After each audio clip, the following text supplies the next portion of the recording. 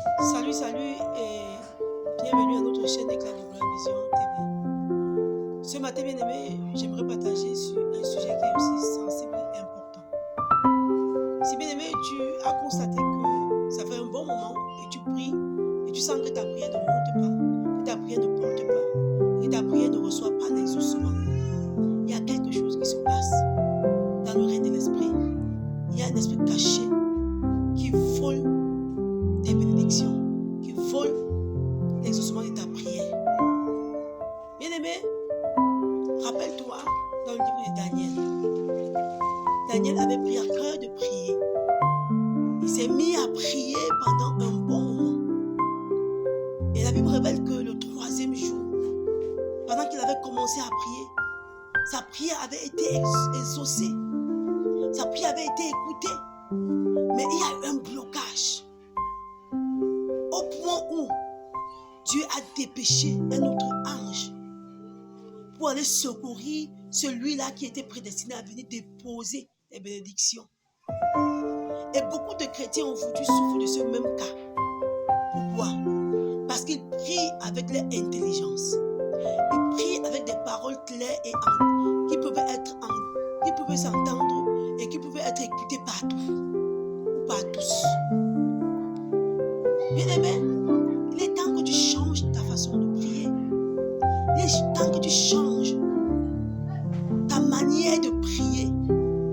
C'est important de prier avec ton intelligence. C'est aussi beaucoup plus important de prier avec la langue.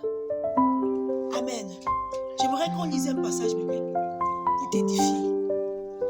Romains 8, le verset 26. Il nous dit: de même, l'Esprit vient nous aider dans notre faiblesse.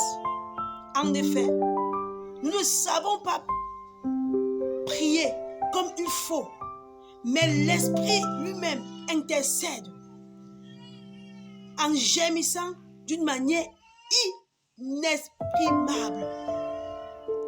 Alléluia.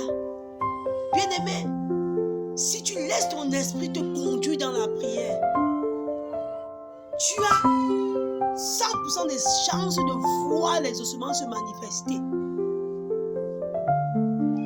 C'est bien de prier avec ton intelligence.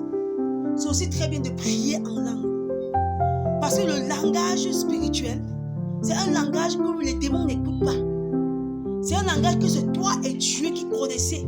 Et toi-même, par moment, tu ne connais même pas ce qui te convient de demander à Dieu dans ta prière. Et c'est l'Esprit de Dieu, l'Esprit qui est en toi, qui va se connecter à l'Esprit de Dieu pour déclencher ton besoin ultime et pour trouver la solution par rapport à ça.